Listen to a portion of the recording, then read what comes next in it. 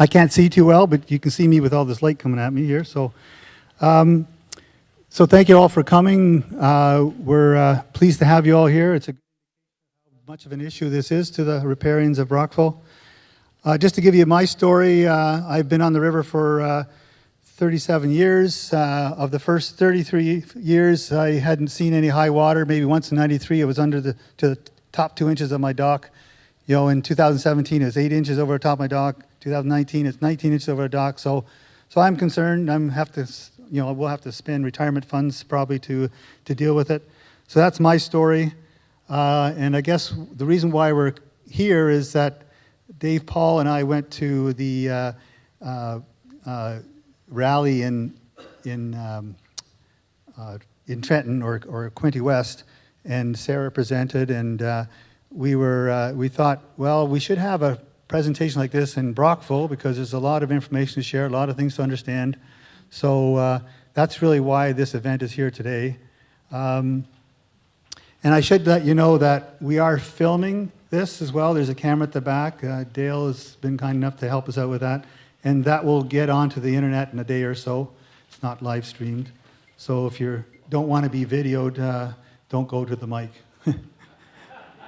And then I guess in case some of you want to have to leave early, the homework for tonight is several things. One is you've been given a card to complete, so we'd appreciate you returning that.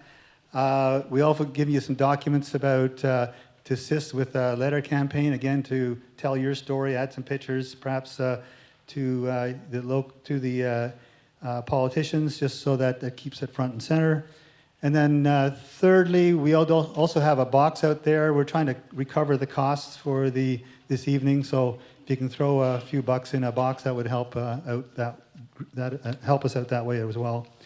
And then lastly, we would like you to go to the website, what am I saying here? United Shoreline, Ontario, and there's a survey there called Social Vulnerability and Economic Survey, and it asks quite a bit of important information to better understand what the issues are with shoreline owners. So I'm just going to tell you that homework to start with, and so I'd like to just ask the Mayor of Brockville to come and say a welcome, and then I'll get into a couple other things. So, Mayor Baker, please.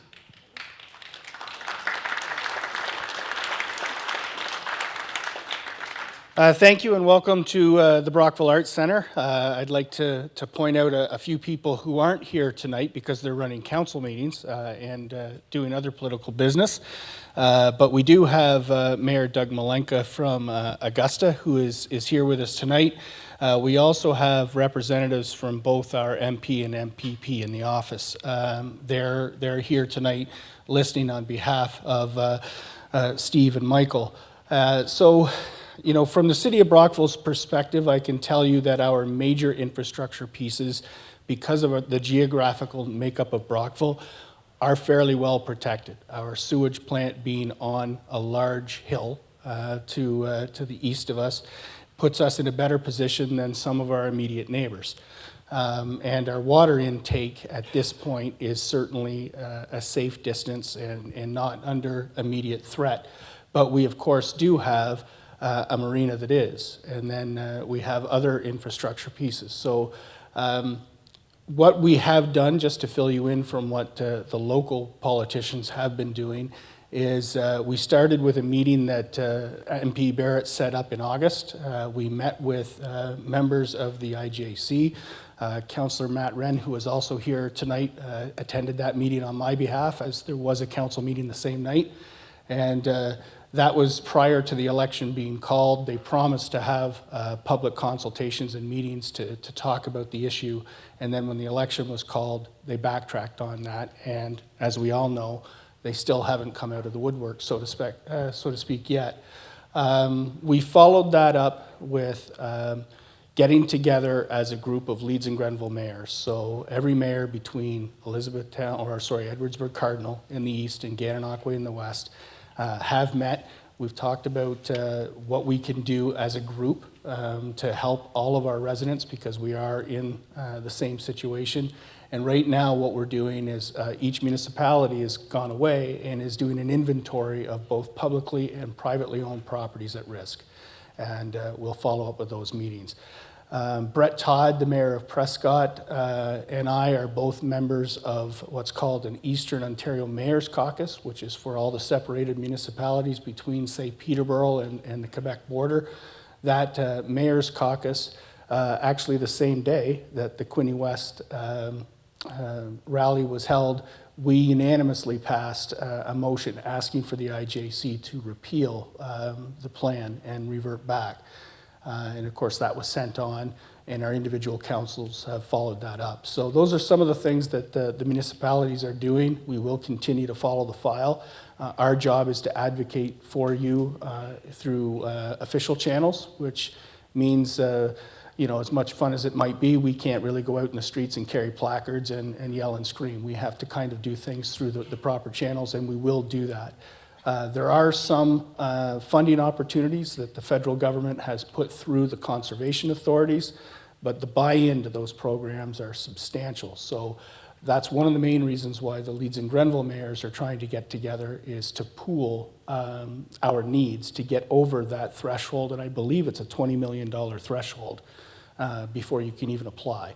So we're working through the systems. We're certainly, we've all had webinars and things that the IJC has put on to explain their side of the science, and so we took that, but the conversations are infrequent and one-sided. So you might be aware that the MPP, Steve Clark, has called upon the IJC to take a resident from this side of the dam, so to speak, and have them sit on the council, because currently there isn't an Ontario rep that is based on the council. So the IGAC, the last we heard, was taking that under advisement, but there hasn't been any answer. So I won't take any more of your time. I know there's a lot to get through tonight. Again, welcome to the Arts Center. If there's anything that the city of Rockville can do, or any of the towns or townships in Leeds and Grenville, just contact our city hall. We're on your side. Thank you.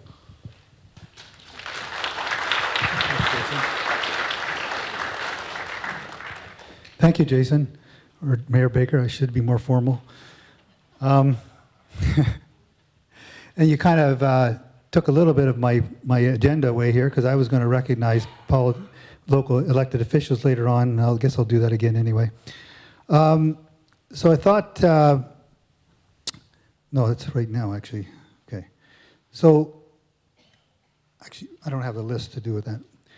I thought I would ask the audience a few questions just to better understand, you know, what folks are being represented here. And so, you know, it's kind of relative to what your story is. And obviously the worst story is that your house is flooded and your whole way of life has been challenged. But so maybe by show of hands, if you wouldn't mind, I'll try to look through the light here. How many people have an issue with a flooded home? Anybody raising their hands? I probably got 5% of you maybe.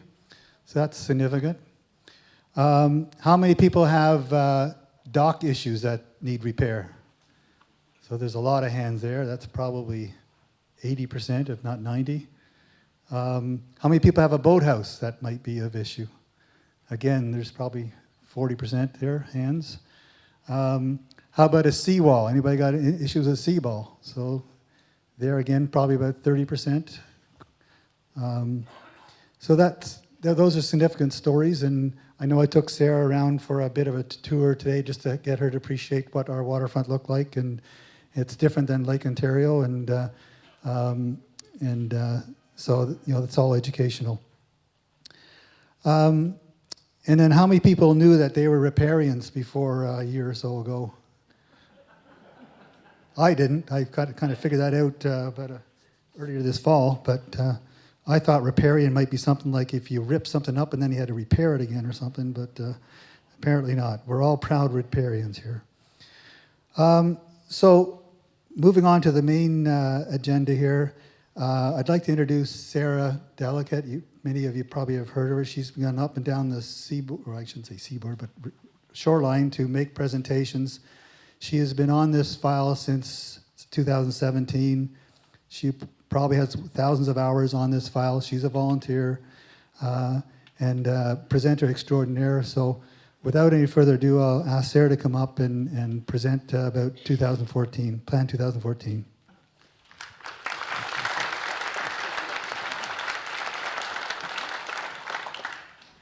Hi, my name is Sarah Delicate. Thank you so much for that welcome.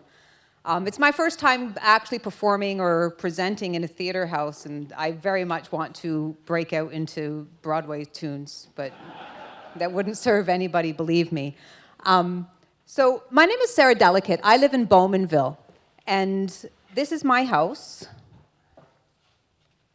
You're sitting in my living room here. So as was mentioned by Dawn, the high water level impacts us all differently depending where you are. So some of us, are right on the lake, and we are experiencing massive surges. Now, I've lived here since 1999. Our community has been there since pre-Confederation, and prior to 2017, there has never been a record of flooding. So when you hear language like communities that are prone to flooding, we are not a community that is prone to flooding. We've never flooded. And yet here we find ourselves in 2017 and again in 2019 facing these kinds of high water events. And I'm going to speak about what's actually going on in this slide a little bit later on in another presentation when we talk about emergency management.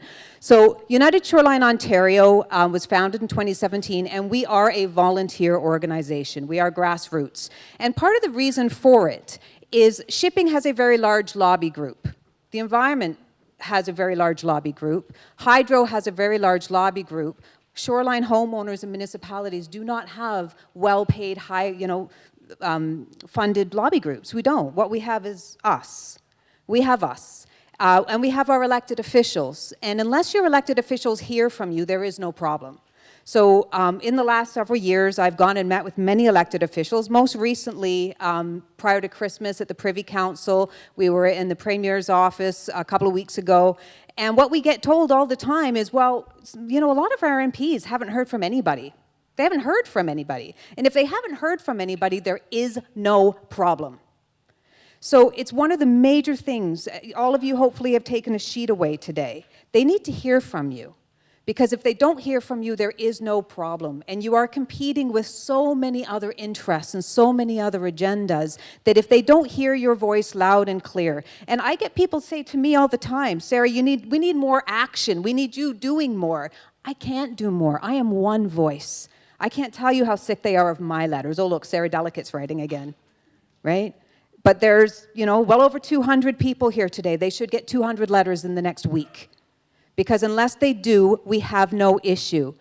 So one of the reasons that I'm in this, now there's a lot of really smart people on this file, and you're going to hear from Bernie Gigas later on today, who's an engineer, and Dawn sits with Bernie and about 6 other engineers in New York and in Ontario that are really actively trying to better understand what's going on with our waterways. So I am not an engineer. Any engineers in the room?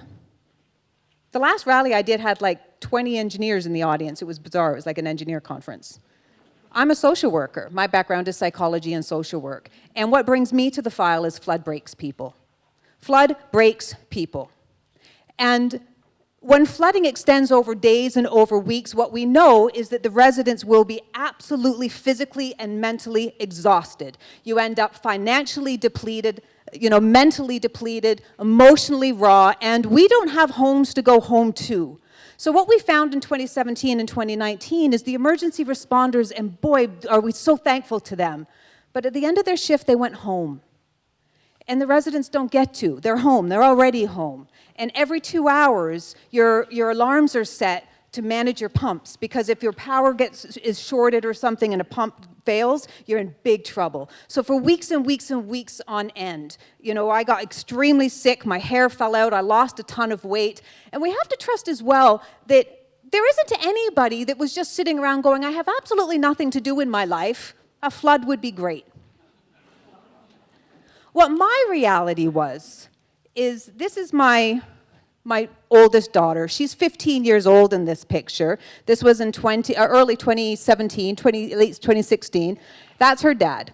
And he was teaching her how to drive. It was her first driving lesson. And she was only 15, but we had to get this done because he had just been diagnosed with stage 4 brain cancer. So what happened in 2017 is my daughter, both of my daughters, my other one was 13 at the time, would literally go from hospital spoon-feeding their father and then come home in the evenings and build sandbag walls.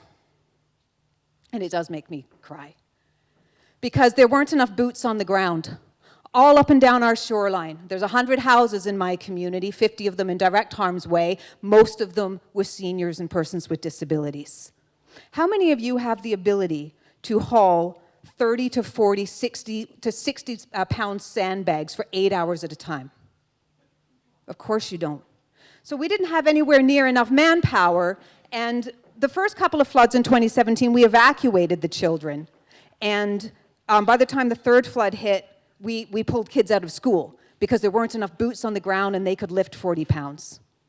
So this is what happens. Residents have the normal stuff going on in their lives, sick and dying relatives, illness, job loss, divorce, etc. And now on top of that, their entire way of life is threatened.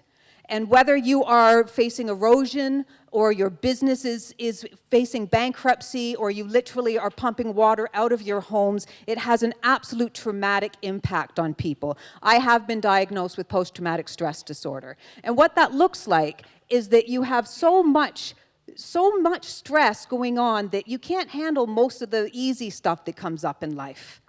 Right? So, I mean, the good news is that because I've been diagnosed with PTSD, I find I have some time to come and talk to you folks today, right? That's the great news about it. But the problem is that when you try to deal with mental health trauma that shows up from this sort of stuff, usually you deal with trauma that has passed. This trauma hasn't passed. In fact, we're facing it again in 2020. So, one of the things I wanted to do is launch a social vulnerability survey, and this is the social work psychology background that comes out in me, because I'm absolutely astounded that municipalities can vote not to help their residents. They don't have to help you. They don't have to provide sand and sandbags. They don't have to come help you build walls. They don't have to help deal with the erosion or move the water or anything of that nature, which just blew my mind. I couldn't believe this. If my house is on fire or if there's a forest fire raging towards my community, there's an expectation that you're going to be helped. But in the policy framework of emergency management in Canada, the local level is the first level of response, and they can vote not to help you. So, who is living on the shoreline? We've had 422 responses so far, which is actually not a bad sample size. And what we've got 46% of respondents are from New York, 54 from Ontario, 61% are primary residents, 25% full-time seasonal, 14% part-time seasonal.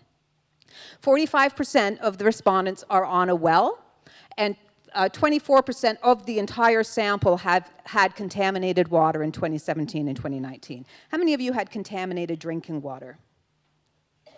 Just a couple of hands in the room today. People all up and down the shoreline have gotten extraordinarily sick, right? Which happened in my community as well. Many, many contaminated wells. 68% are on septics, and 22% of the septics were compromised, right? So what that means is there's septic flowing into Lake Ontario or flowing into the river. 38% of their domestic water use was impacted, meaning we couldn't shower, couldn't do laundry, etc., for weeks and weeks and weeks at a time. And this is critically important because in the order of operations, when the IJC has to make decisions on how they prioritize, domestic water use gets priority over everything, over shipping and over hydro, but they're not actually capturing what's the impact to our domestic water use. 40% of people, their evacuation route is threatened, and 6% do not have reliable access to transportation. This was something I expected to be true, but it's now proving to be true, is that 50% of the shoreline are between the ages of 60 to 69 years of age. 15% are over the age of 70. How many 70-year-olds can haul 2,000 40-pound sandbags? Anybody here? But this is the expectation. This is the expectation. 65% of the whole shoreline is over the age of 60. 45% of the shoreline is retired. 7% are single parents. I am one of them. 26% of the shoreline have disability that impacts their ability to respond to flood. And that's certainly true in my community, where there are a lot of people with heart attacks or severe diabetes or other cancers, etc., or just literally old age. And they're unable to respond to flood. Unable to respond, but we can vote to say we're not going to help. 6% of the shoreline is in receipt of financial assistance. That means welfare, Ontario Disability Supports, or EI. There is a myth. We hear it all the time. They're the richies living on the waterfront. How many of you are the richies, please? Oh, there's not even one of you. I usually have a joke to ask if you're single, but there's nobody there. You be single and you can lift sandbags. 50% of respondent homes earn a combined income of $100,000 or less, right? These are pretty normal people. These are pretty normal people, and we ask these folks, how much has it cost you, right? And for some people, it's hundreds of thousands of dollars. Other people, $50,000. I had one respondent say that it cost them $5,000 in 2019. And I thought, that's not really a ton of money, $5,000. But when I opened them up to see who they were, their annual income was $30,000. $5,000 is a heck of a lot of money when your annual income is $30,000. So we have to also keep it all relative. 70% of respondents feel they do not have the resources, knowledge, or ability to independently build effective sandbag walls in preparation of flooding. We asked, do you feel supported by your provincial government in striving for readiness and resiliency? 81% said no. Do you feel supported by your federal government in striving for readiness and resiliency? 87% said no. We asked, and I'm not going to go through this whole slide, but we said, given your lived reality and your financial means of recovery, how would you describe the personal impacts of the 2017-2019 flooding? So the top end of the spectrum was severe life-changing impact and significant impact. So mental health damages, 17% severe, 30% significant impact. This has an incredible toll. It's not just a financial toll. It's not just property damage. Overall sense of safety and security, 20% severe, 36% significant. Your overall sense of well-being, 20% severe, 36% significant. We asked, do you have overland flood insurance? Because if you don't have the ability to protect your home, and your home is threatened, will you be covered by overland flood insurance? 11% said yes. How many people in the room have overland flood insurance? So not too many. Now some of you are high elevations, and so it's not really an issue for you, right? 22% said they don't have it, it's available, but they cannot afford it. And a full 38% said, no, we can't even get it. So here we are. This is the January 27th data. But on January 27th, we were almost 10 inches higher than we were this time last year. We are 21, almost 22 inches above the long-term average. Here we are. Now, very recently, the IJC put out a Q&A paper. Some of you may have read it. And the problem is that when the IJC does a webinar or they host a meeting or something, the vast majority of the time what they talk about is inflows. Lots of rain, lots of snow, and Lake Erie. So a lot of this document talks about that as well. And the problem is the document is not technically incorrect. We can't go through it and point to technical errors. But it's about what's not being said that's important. And we ask you, if you read that document, to use critical thinking. This is a question right out of this. So question 4, did Plan 2014 hold water back on Lake Ontario? This is a yes or a no question. Let's look at the answer. The factors that constrained outflows in 2017 are uncontrolled natural factors that would have been the same under any regulation plan.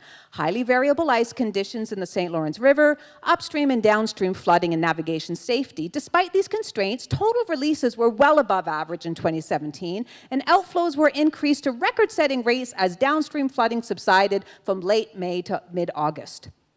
Is that yes or no? Like, are you clear on what the answer is to that? Did the plan hold back water? We don't know. Based on that question, you don't know. So when you read that document, I do ask you to apply some critical thinking skills. And I'm going to show you some information about Plan 2014 that will help you understand, did it actually hold back water? So Plan 2014 in simple terms. And I wish I could say it was simple, but it's not. This stuff is complicated. And it's one of the reasons why the IJC spent a lot of time talking about rain and snow, because general public can get their heads around that. Elected officials can get their heads around it. The actual plan and the rule curves and all of that stuff is pretty complicated. There are some facts that we're going to put out front right away. Number one, Plan 2014 did not cause the flooding. It did not cause the flooding. You'll never hear us going around saying it is the cause of the flooding. But it does extend the length of the flood, and it makes the flooding higher, right? So it's not neutral, but it's not responsible for all of the water that came in. What is a fact is that we have received record high rains and record snow, and Lake Erie is at record highs. But we need to understand that Plan 2014 is not an inflow plan, it's an outflow plan. So we have to stop talking about inflow, rain, snow, Lake Erie, and start talking about the policies of the actual outflow. Third fact, there is no magical plan that will stop all flooding. It doesn't exist. And there are elected officials out there that, are going around saying, well, they want this magical plan. No, we don't want a flippin' magical plan. We know it doesn't exist. But it needs to be more balanced than it is right now, because it is not balanced and we could be doing a better job. The other thing that we've heard is that they've been deviating from Plan 2014 for over a year. And that is also not true. In fact, you'll remember in November, it was all over media that the IJC had given permission for deviation in November. So we have permission now to deviate until June 2020. But even though we were given permission in November, we didn't deviate. We actually held the course, which was the L limit plus 200 for shipping, until shipping ended December 31st. Starting January 1st is when they opened up the dam, right? And then they closed it again for ice formation, and we're back to high outflows. So, fifth one is that we really don't actually have a high water issue. What we have is a policy issue, and that's what we're here to talk about today. So, prior to 2017, I did not even know that Lake Ontario was regulated. I've lived on the lake since 2019. I had no idea this was a regulated body of water, but it is. So this yellow is the basin for the drainage basin for Lake Ontario. So 85% of Lake Ontario inflow comes from Lake Erie. Lake Erie is at record highs. It's been at record highs for quite some time. So you can look upstream and go, holy heck, all that water's coming this way. Right? We know that to be true. Rain and snow melt makes up the rest of the inflow. So when we get asked, are we going to flood this year and is it going to be worse? We don't know, because it depends how much rain and snow and what the spring freshet looks like. If we have a wet spring, it's not going to be good. If we have drought conditions, we might not get hit so hard. We don't know. So that's the variable that we really cannot predict. The outflow into the St. Lawrence River is controlled through the Moses-Saunders Dam. The problem is that when they get flooding in the Ottawa River, when it's high downstream, we can't just open up that dam and flow water out, because a 1-inch drop in Lake Ontario is an 11-inch rise on the St. Lawrence. So picture that. For us to drop Lake Ontario by 1 inch is an 11-inch rise downstream. So when we are in a crisis situation, there's actually nothing we can do. It's too late. It is too late. And the problem is the plan has to be managed over the year so that we don't end up in that situation. Now, there are 6 people, 6 commissioners on the International Joint Commission. These are very, very powerful people. So there are 3 from Canada and 3 from the States, and any changes requires unanimous agreement from these 6 commissioners. Here's our 3. Pierre Belland, who is the Canadian chair, who is from Montreal, Quebec, downstream. Henry Lickers, also from downstream. Marianne Fair, from Manitoba.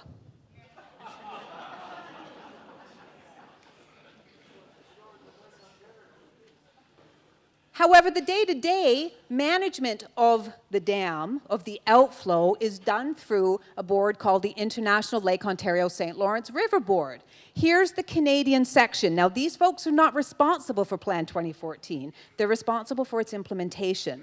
They have, they've got the rule book that they have to follow. Quebec, Quebec, Quebec, Quebec, Quebec, Ontario. All the representation is downstream. So Premier Ford has written Prime Minister Trudeau asking for Ontario representation. We heard MPP has also requested representation. We haven't had a response yet. So why do we care about this? I'll tell you in a sec. So, absolutely, while the dam does not control the inflows into Lake Ontario, the outflows are controlled by the policies set out in Plan 2014, which ultimately control the lake level. There's absolutely nothing natural about the levels of Lake Ontario. So, for 50 years, government authorities trusted the rules, the limits of Plan 1958 DD, to the point that our engineering designs, our policies, our setbacks, our boat launches, our public and private docks, our public infrastructure, our private shoreline protections, were all built on Plan 1958 DD, right? So we've now switched from that plan to Plan 2014. That happened January of 2017. So this is the IJC's own spaghetti graphs, they call them. Anything above that dark line is considered a high water level event, a flood event. So this isn't what they've modeled as an unregulated lake. This is what it would look like if there wasn't a dam. It's a mess. We would have all this terrible flooding happening. But in Plan 1958 DD, they managed Lake Ontario to a 4-foot range. Right? So they wanted to stay within this 4-foot range. Now, did we have some high water events? Sure we did. But we did a really good job influencing those lake levels. So when you hear them say things like we have very minimal influence on the lake, you have to just look at their own documents, their own graphs to say that's a little hard to believe. So what happened is that we got a new plan. So this is Plan 1958 DD on this side. And this is Plan 2014 on this side. Again, these are the IJC's own documents. And what they wanted is more lows and more highs. Higher highs, lower lows by design. And the official party line on it is that it's good for the wetlands. They wanted more ups and downs in the wetlands. So we have more lows by design. There are 400% higher highs, more highs and higher highs by design. This is on purpose. On purpose, we wanted higher highs. Now, to be fair, I don't think they meant this. I don't think this is what they had in mind. But this plan intentionally has brought the water levels higher. Then you add, this is, by the way, at a still water level. Then add 1 foot, 2 foot, 3 foot, 4 foot waves, or higher. So what the document itself says is that based on historical supplies, Plan 2014's projected maximums would only be about 2.4 inches higher than the levels under Plan 1958 DD, so just a tennis ball. Has it felt like a tennis ball to you? That's like the world's biggest tennis ball. Because the truth is Plan 2014 changes the real trigger levels, I'll talk about those in a second, in April, May, and June by over a foot, allowing the lake to go up a foot higher during the wet season. And a foot higher during unpredictable rainy seasons means more erosion and more flooding. There are 3 things that every person in this room must understand about Plan 2014 before you leave today. And these are the questions when you're speaking to elected officials, when you're speaking to the IJC or the board or anyone else, or anybody else that says to you, oh, this is just climate change. You've got to be able to talk about these 3 things. Number 1, trigger levels. Number 2, F limit. Number 3, L limit. And this is the stuff you never read about in media. Even when media comes to these events and I read what they write the next day, they don't talk about this stuff. And they don't talk about it because it's not that consumable. It's way easier to talk about rain and snow, right? But these are the outflow policies that we all need to understand. So, first one on the trigger levels. So again, this is a quote right out of Plan 2014. Some of the benefits now, so in the old plan, 1958 DD, are the result of ad hoc discretionary decisions by the ILO SLRB, Plan 2014 will make these benefits more assured and predictable by removing the discretionary aspect of many of the decisions and formally making them part of the regulation rules. So under the old Plan 1958 DD, the board had all the control and influence. They could look upstream and look at Lake Erie, they could look at the snowpack, and they could go, wow, we want to make some changes here because we think it's not really looking so good. But they removed those discretionary abilities under Plan 2014.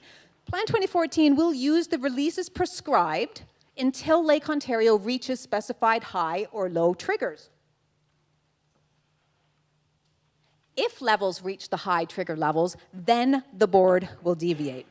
So Plan 2014 has these trigger levels built right into them.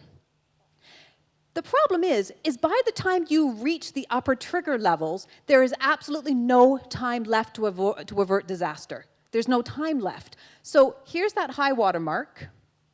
These black diamonds are the maximum levels that they ever want to reach under Plan 2014, and these red lines are the trigger levels. So they cannot deviate from Plan 2014 until they cross those trigger levels. Please look at how close these trigger levels are to the absolute maximum that we want to ever reach. You see that? Remember what I told you about a 1-inch drop in Lake Ontario is an 11-inch drop increase on the other side? So the problem is by the time we reach past these trigger levels, it's too late. It's like taking a giant tractor trailer, you know, going down the highway at 150 kilometers an hour and slamming on your brakes 3 feet away from a stop sign. That's what this is. And it is built into the plan. This is policy. So who the heck wanted these trigger levels? Ultimately, it was shipping. Shipping wanted these triggers. They wanted those assured benefits. And they knew it would bring flooding. So this is a slide. This comes right from the department, the U.S. Department of Transportation. So this is American government. And this is what it reads. So this was January 6, 2017. Plan 2014 had just been launched. The IJC characterized Plan 2014 as a way to benefit the environment by restoring more natural flows to the St. Lawrence River to allow for more flooding during wet seasons and more restricted water flows during the dry seasons. During the 2 years of interagency negotiation, the Department of Transportation and the St. Lawrence Seaway Development Corporation, that's shipping, supported the inclusion of environmental considerations, but they had real concerns regarding Plan 2014's negative implications for the navigability of the seaway. Ultimately, the State Department supported their recommendations, but they agreed to ensure the safety of navigation by establishing trigger levels. So they wanted these trigger levels. Since the IJC's December 2016 announcement of the approved plan, environmental groups and shipping industry representatives have expressed support for the new water regulation plan. The only group at this point that has expressed concerns or opposition to Plan 2014 are landowners on the south shore of Lake Ontario, whose homes will likely be flooded as a result of the new plan. That's on the government's website. It's still there today. This was known in advance. Authority to deviate from Plan 2014 was announced in November 19th of 2019, and we have the ability now to deviate until 2020. But so we're seeing some deviation right now. You know, they've got the dam as open as they can until they have to flow it back because of ice formation. But really the question is are we going to deviate from the F limit and the L limits in spring and summer of 2020? So Bernie is with us today. I'm going to be going over some of Bernie's information because it's very, very hard to do these slides virtually. He's sitting in New York today, but he is going to share some slides with you after I'm done. So Bernie has a BS in chemical engineering from the University of Rochester. I'm not going to go through all of this. Just know he's a really, really bright guy and has spent hundreds and hundreds and hundreds of hours with the IJC's data. The IJC has vetted almost all of his data, and his data is spot on. So we're going to talk about the F limit. We've just talked about trigger levels. The second thing we're going to talk about is the F limit. So Plan 2014 F limits are designed to provide balanced damage, balanced flooding between upstream, which is Lake Ontario, St. Lawrence River, and downstream on the other side of the dam, which is ultimately Montreal in that area, primarily in the case of high Ottawa River flow in the spring. So here's the Ottawa River. There's the dam, there's Lake Ontario. So the Ottawa River does not feed into Lake Ontario, but most of our flooding comes from the Ottawa River. How does that make sense? Because of this thing called the F limit. So I know this is a very hard slide for you folks to see, especially at the back, but I'm going to do my best to explain it. So what the F limit does is it has this, they call it the upper trigger level, condition H14, and the upper F limit. It's like an equal shared pain point, that at that level, the pain is shared between upstream and downstream. We're both feeling the pain, all right? The problem is that Plan 2014 has a hard stop called the F limit in the plan. So this is Lake Ontario. This orange line that you're seeing is Lake Ontario rising, rising, rising, rising, way past the shared pain point in 2019 and 2017. The yellow line is Montreal. It's downstream. So it's rising, it's rising, it's rising. It hits the blue line and stops. Do you want to know why that stopped? Any guesses? They closed the dam. They closed the dam. And it's part of the plan. It's built, those are the rules of the plan. So when you hear the IJC saying we are releasing the maximums, what they mean is the maximums according to the plan. Of course they can release more, but they can't according to the plan. So we have this hard stop. Now, they did get some flooding above and beyond it, right? But we have this stop.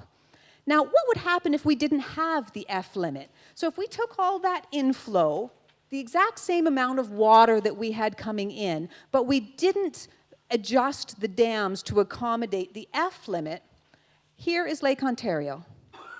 You can see we don't even hit the flood level. That would have been our peak, and this is what would have happened to Montreal. Let's see them side by side. With the F limit, without the F limit. Does that look like climate change to you? It's policy. It's policy. So Plan 2014 F limits disproportionately damages Lake Ontario and the upper St. Lawrence River shorelines.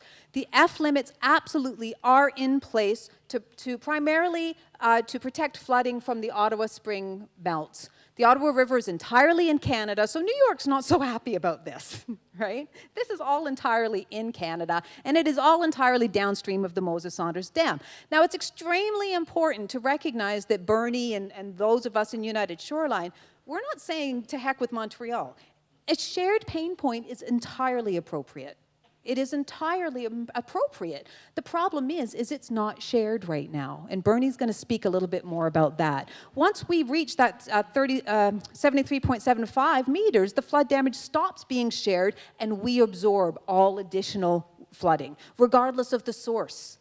1.5 feet of water in Lake Ontario in 2019 came from the Ottawa River, because that's how much water was held back as a result of accommodating the Ottawa River flooding. So what we really do need is an S limit for Lake Ontario. It doesn't exist. There is no hard limit for Lake Ontario. Hard limit stop downstream, but we just rise and rise and rise and rise. We can go another foot, 2 feet, 3 feet, whatever the dam can manage is what the plan will accommodate for flooding upstream. So we have to write and say this is not okay. That we demand representation on the board for Ontario, and we demand an S limit. We demand that these policies, these limits get rebalanced. So now let's talk about the third thing, which is the L limit. Plan 2014 L limits are designed to maintain the St. Lawrence River water flows and depths, so the velocities and the depths, safe for ship navigation purposes. The L limit applies from April 1st to December 31st, and it's really the sole reason why we didn't push more water out in 2019. So we didn't start pushing as much water out until January 1st, because they had to protect the safety of shipping. With me? The problem is almost what happens is the Ottawa River floods, and the F limit kicks in, and then the Ottawa River crests, and it dissipates, and they're no longer flooding, but then this kicks in. So there's no opportunity in between them to push the water out. So one of the things that we have to keep in mind with all of this is there's a set of criteria inside the plan. And this is, again, why it's so darn hard to talk about this in media and make it simple for people. Who wants to talk about criteria on H14? It sounds like a disease, although it might be more interesting if it was. But it's not, and it's so hard to consume this information. So what criteria H14 says is, in the event that Lake Ontario water levels reach or exceed high levels, the works in the International Rapid Section shall be operated to provide all possible relief to riparian owners upstream and downstream. All possible relief. There's no carve-out here for shipping or hydro unless these industries are impacted. It doesn't say that. It says it for low water, but it doesn't say it for high water. So this is the L limit. Everything inside of this bubble means that we have hit criteria on H14, that we've exceeded that level, and we are now supposed to be providing all possible relief to riparians. Instead, what we have, so this blue level is the Lake Ontario, actually this one here, Lake Ontario, orange is Lake Ontario. That's our flooding, right? You can see how high that orange level goes out. This is the Lake Ontario outflow. This jiggy line here, jiggy. So this is where it drops because of the F limit, right? And then we start increasing, but then we have this hard stop again. But wait a second, the lake's way up here. We've hit the H14. Why aren't we letting more water out? And that's because of this red line. This red line is the L limit. So we hit that line and we stop. Now, this year they granted us an extra 200 meters cubed per second, which is an extra 3% of outflow. So that's why we're very slightly above this line. So when they say we're releasing all possible, it's not. It's the L limit, and it is about keeping the velocity of shipping safe. The problem with this model is that in keeping shipping safe, we've transferred the risk to the shoreline. So that the shipping is safe, we've transferred the risk to you, to the municipalities, to the shoreline. The province has not given any additional funds to the municipality to absorb this risk. Municipalities are voting not to help their homeowners figure out how you're going to deploy your 2,000 sandbags, but thank goodness shipping is safe. You're following me? This is the social worker in me that gets really upset about this. There's ethically something very, very wrong about this. So what are we looking at from a forecast? So this forecast was done by Bernie July 15th of 2019. And when he did this forecast, he was told by the IJC and others that he's being alarmist. You're being alarmist. So how to read this, right? So 2017, the beginning of January, we were at 244.36 feet. We took on 4.59 extra feet of water. Now, this wasn't just inflow. It's not just rain, Lake Erie, and snow. It's also F limit and L limit. All right? So as a result of that, we took on 4.59 extra feet. We hit 248.95. 2018, we started the year even higher, 245. Remember I said to you that if we have a drought, like if we really don't have a lot of rain and snow, it could be okay, right? So we didn't have such a wet year in 2018. We only hit 247. And many of us said, phew, that was just a 1 in 100 year event. Except for it happened again the next year. Next year, we started at 245.34. We had another wet year, and F limit and L limit. It took us to 249. Bernie predicted that we were going to hit 245.9 by January of 2020. He was told he's being alarmist. We hit 246.1. So we started January 246.1. What happens if we get that kind of year again? We're going to hit over 250. It's a foot higher than we had this year. Is it within the realm of the possible? Of course it's within the realm of the possible. Bernie's going to talk to us a little bit about the forecast. Okay. So the three things that I really needed you to understand. I needed you to understand the trigger levels. Those are those those hard rules that we cannot deviate from Plan 2014 until we hit those trigger levels, and that assures the benefits for shipping. We talked about the F limit, which is intended to balance the damage between upstream and downstream, except for it doesn't. It's a hard stop downstream with no hard stop upstream. And we talked about the F limit, which is the maximum that you can push out of the dam while keeping shipping safe, while keeping navigation safe. So it was known in advance that Plan 2014 was going to increase damages. So these are all just pictures from all over the shoreline of Ontario. So Plan 2014 acknowledges, actually right inside the plan, it acknowledges that there will be an increase in flooding, erosion, and damages. So this is their pie chart. And what they said is that coastal damages will occur no matter the regulation plan. Remember I said that? There is no magical regulation plan that's going to keep all flooding, all erosion. It doesn't exist. So that's quite a true fact. Most of the damage is to shoreline protection structures and not to homes. Now, that's the case for many of you here, but any low-lying areas, it's also homes. More often than not, Plan 2014 would increase damages compared to Plan 1958 DD. It's right in their plan. However, municipalities were not warned, they were not given funds to prepare, to mitigate, and respond. So we knew prior to the implementation, but municipalities, I can guarantee these mayors and elected officials didn't get something in the mail to say, heads up, this is coming. And certainly you as homeowners never got anything that looked like that either. This came from the Globe and Mail. It was, that's March of 2008. Let me just double check that, yep. At a news conference yesterday, an IJC official said adopting a more environmentally friendly water management approach would likely increase losses due to flooding by about $2.75 million a year. But he also warned that those living around the lake and the river, Canada's most heavily populated region, would be more vulnerable to infrequent, catastrophic flooding that would cost more than $100 million.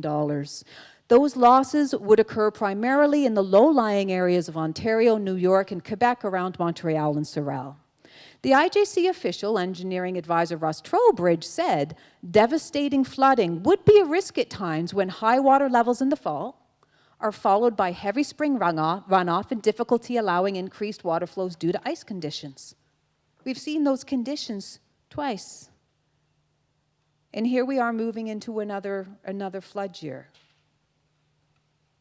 So there was going to be winners and losers inside Plan 2014. So this again is from their own documentation. So this is the baseline is based out of 1958 DD, and they compared Plan 2014. So what you see is the winners on this graph is hydropower. We don't have shipping in here, but they're also winners, right? Now, really tiny numbers. It looks like it's only 5.26 million that they'll be benefiting, and the shoreline will be down 2.24 million. That's what it's going to cost us. I can guarantee it's what's cost one municipality in here, right? It's ridiculous. And what we know is that when they did the damage calculations for Plan 2014, they only considered the costs to private shoreline protection structures on private property. So not your house, not your businesses, just your rock walls is all they considered. They did not consider public property. So municipalities, you weren't even part of this equation. Just private property structures at $2,001, and they were grossly undervalued. So people that were part of the study board said they actually underestimated the values by 40%. Right? So they did not include things like the cost of emergency response, damage to municipal infrastructure like road drainage and sewage, damage to public parks and beaches, damages to properties on bays, creeks, and inlets, lost economic activity from shoreline businesses, lost taxes due to decreased property values. So none of that was part of how they figured out what this thing was going to cost. I'm going to go through this fairly quickly. So overarching all of this is something called the Boundary Water Treaty of 1909. So when the dam went in and when Canada and the States had to make agreements on how are we going to manage this shared waterway. And there's something that's called the Boundary Water Treaty of 1909. And in this, in Article 8, it says, the following order of precedence shall be observed among the various uses enumerated hereinafter, such beautiful legal language, for these waters, and no use shall be permitted which tends materially to conflict with or restrain any other use which is given preference in this order of precedence. Number 1, uses for domestic and sanitary purposes. That's number 1. Now, what the IJC says is this isn't you living in your homes. This is about water use. Can you drink your water? Can you bathe in it? Can you cook with it? It's one of the reasons we need to hear from you on the vulnerability study. Has your domestic water use been impacted? Because they're not asking this question. Secondary to that is uses for navigation, and third is uses for power in irrigation purposes, hydro. So there's a supplementary order that came out with Plan 2014, December 2016, and Condition 8 of this says, in accordance to the Article 8 of the Boundary Waters Treaty, interests on either side of the boundary that are injured by reason of the construction, maintenance, or operation of the works shall be given suitable and adequate protections and indemnities as provided by in the laws of Canada and the U.S. So it was supposed to be built in that there would be protections and indemnities. As you likely know, New York is trying to sue the International Joint Commission now because the cost of this has been absolutely astounding. In New York, in 2017 and in 2019, homes could apply for upwards of 50,000 American dollars to protect their shoreline property, their rock walls, reinforce their properties. How many of you got money from the provincial government to help rebuild your shorelines? A municipality. And very few municipalities, by the way. You had to declare an emergency. We declared an emergency in Clarington too, but we were not activated. So the problem is that we have these funds, these disaster mitigation funds, and none of you qualify. And even if you qualify, even if you did qualify, it does not include your shoreline structures. You know the $80,000, $90,000, $100,000 rock wall that just fell into the lake? Not covered, right? Inside your home would be covered, but only essential items. So if you have a master bedroom and a guest bedroom and you lost all of your furniture in your guest bedroom, it doesn't count because it's non-essential because your master bedroom is the essential. You following me? And nobody in around Lake Ontario, the St. Lawrence River upstream was activated. So we have this massive issue. So what is it that that United Shoreline Ontario is asking for? We're not asking for a magical plan that's going to stop all flooding. You know what? If you have it, please, that would be awesome. But we're not that silly, right? But what we are asking for, number one, is equitable representation for Ontario on the control board, on the IJC and on the control board. So you have a handout. That's our first ask. Second ask, that the IJC revoke the unbalanced Plan 2014 policies that both worsen and extend the flooding, the high water for Lake Ontario, and replace them with truly balanced property that distributes injury and benefits fairly to all stakeholders.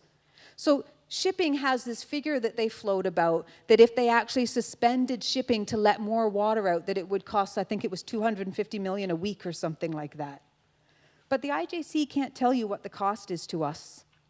We are a silent stakeholder that have no dollar figures attached. And what kind of dollar figure do you put on post-traumatic stress disorder? What kind of dollar figure do you put on the fact that all of your wetlands no longer have staging areas or breeding grounds for your, species at-risk migratory birds? It's gone, right? The environmental costs have not been given a value. But what we have is this financial figure of $250 million to the economy a week. But you have a homeowner that just spent $5,000 that earns $30,000 a year. How do we begin to get those stories out? How do we begin to be treated fairly as a stakeholder? 3, that conservation authorities urgently streamline their processes and policies to enable homeowners to do what is necessary to effectively protect and restore the safety, their homes, and their property from flooding. I've heard so many stories from some of you even in the room here today, where you've had engineers in to say, this is what you need to do to protect your shoreline. And you go to the conservation authorities and they say, yeah, no, you can't. And you go, but if I don't, I'm going to lose everything. And they go, And it depends where you live. Some conservation authorities are going, absolutely, yep. And others are going, yeah, not a chance. What, you need 20 truckloads of gravel? We're going to let you have 2. And these are real stories. 4, a provincial standard for municipal emergency flood response with the required provincial funding and resources to support it. I'm going to talk a little bit more about this when Bernie has done his presentation. The social worker in me, this one hurts me the most. I cannot begin to get my head around the fact that we protected the safety of shipping, but that a 75-year-old homeowner has got to figure out how to mitigate the waters of Lake Ontario. How does that begin to make sense? That a municipality who is the first line of defense in our emergency management framework, you can't even call in the province until the municipality has exhausted all of their resources and called a state of emergency. But a municipality up front can say, we're not going to help, right? So when you are underwater and you need to be evacuated, give us a call. And you don't have overland flood insurance, 5, a review of provincial and federal disaster recovery programs and policies so that they better align with the impacts of Lake Ontario and the St. Lawrence River flooding and erosion. Not a single penny has gone to a homeowner on the shoreline upstream. Not a single penny. That means these programs are flawed. So what do we need you to do? Please, please, please complete the social vulnerability survey. I'm right now at about 450. It's about 200 people in the room. Within the next week, I want to see that number go way higher. We need your data. 2, pick out that handout. Write your MP, your MPP, your council, your Prime Minister Trudeau, Premier Ford, and the ministers. Write them. They have to hear from you. They're sick of hearing from Sarah Delicate. She's just one person. She's an annoying human being. I wish she'd go away. They all need to hear from you. Because until they hear from you, there is no issue. 3, please join us on our website. Follow us on Facebook. We have many learning videos on YouTube as well. There is also a GLAM survey, the Great Lakes Adaptive Management Group. That's from the IJC. They're doing a survey to try to assess how much damage as well. Please do that survey. And lastly, we do ask that you donate, simply because we are a grassroots organization, and every time we do something like this, it costs a lot of money. So if you don't mind throwing $20 into the box, it's really, really helpful for us.